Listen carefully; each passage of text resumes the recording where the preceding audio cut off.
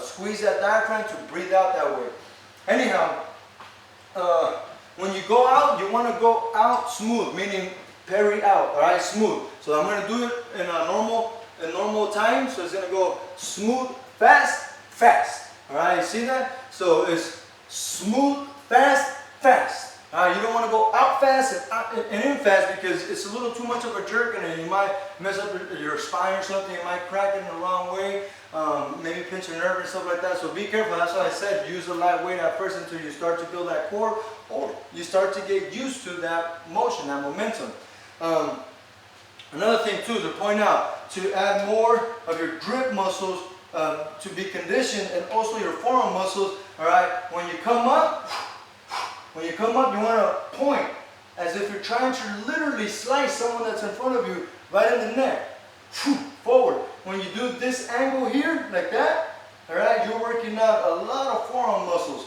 And you're working out biceps and triceps. You're trying to hold it like that for that split second. All right, when you hold it up like that, you're using traps, deltoids, lats. When you slice up like that, you're using lats, chest muscles, a little bit of deltoids again. When you go up, you also want to hyperextend almost. Lean back a tiny bit, just a tiny bit. Don't go way back. You know, just fully make yourself erect. That way, you hyperextend the lower back, so you use the lower back muscles as well and your lats. What else? I think that's about it. So I'm gonna show it to you one last time, both sideways and front. All right, and I'm even gonna go backwards. You can see it from the back, just to see, you know, get down details if that's what you want. So here we go. Once again, 2 breaths per exercise, per set. All right, so here we go.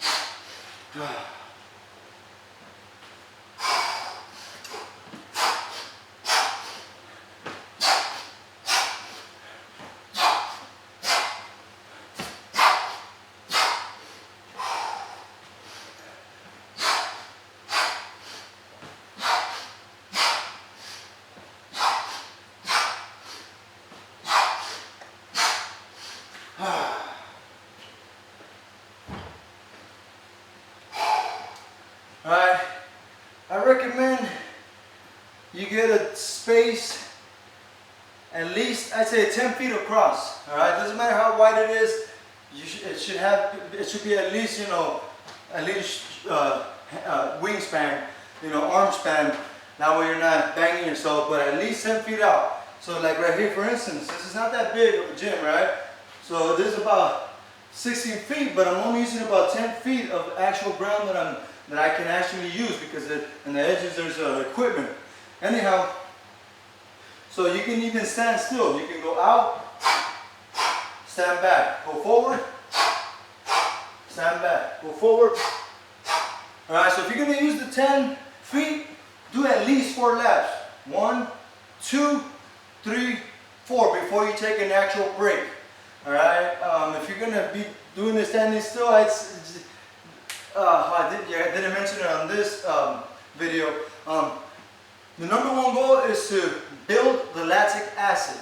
All right, number 2 goal is to fight that lactic acid as long as possible, meaning keep moving as much as you can, but don't reach muscle failure. All right, muscle failure, you don't need that. It's a waste of energy for the most part. That's the only thing for the most part you're doing. There's really not much benefits of you going into muscle failure, right? You want to build up, some people say the muscle failure is to build up that lactic acid, but nah.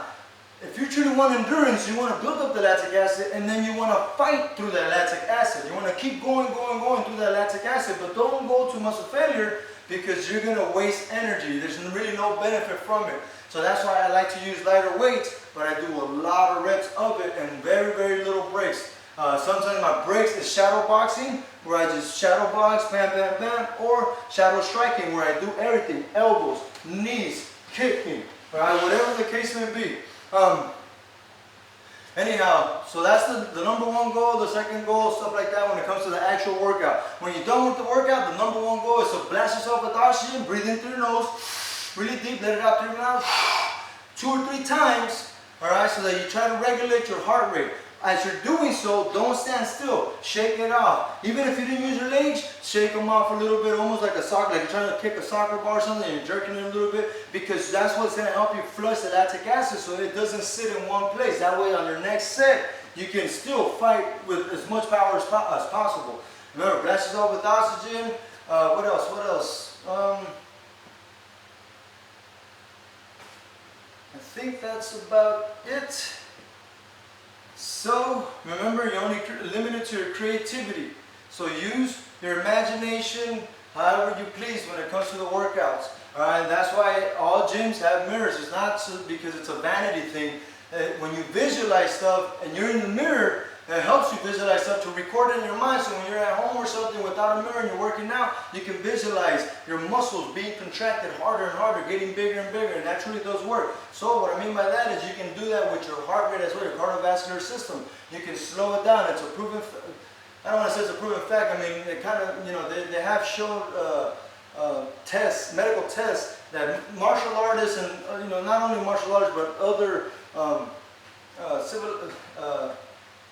you know, they've been doing this for thousands of years, all right?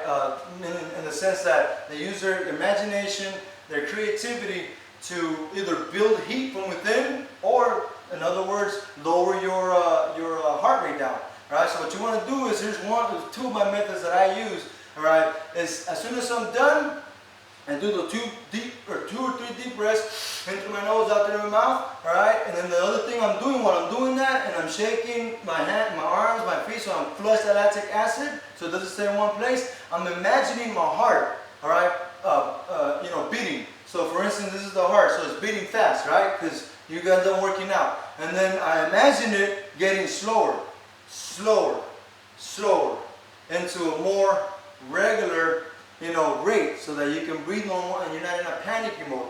Either that, or what I do is I picture that heart, beating or not, as red.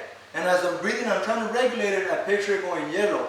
As I'm regulating it more, I picture it going green, meaning, you know, it's good to go. All right, red meaning is you know, you're in danger. You know, you're that's what, you know, that's what I picture as red.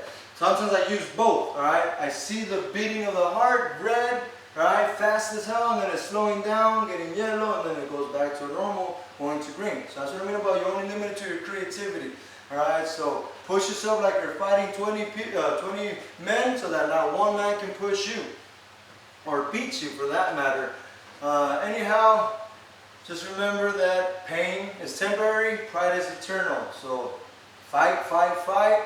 That lactic acid, that pain, whatever, that discomfort, because it's not really pain. If you were in pain, you wouldn't be moving. Alright, something would be wrong. Anyhow, that's it. So just keep fighting on.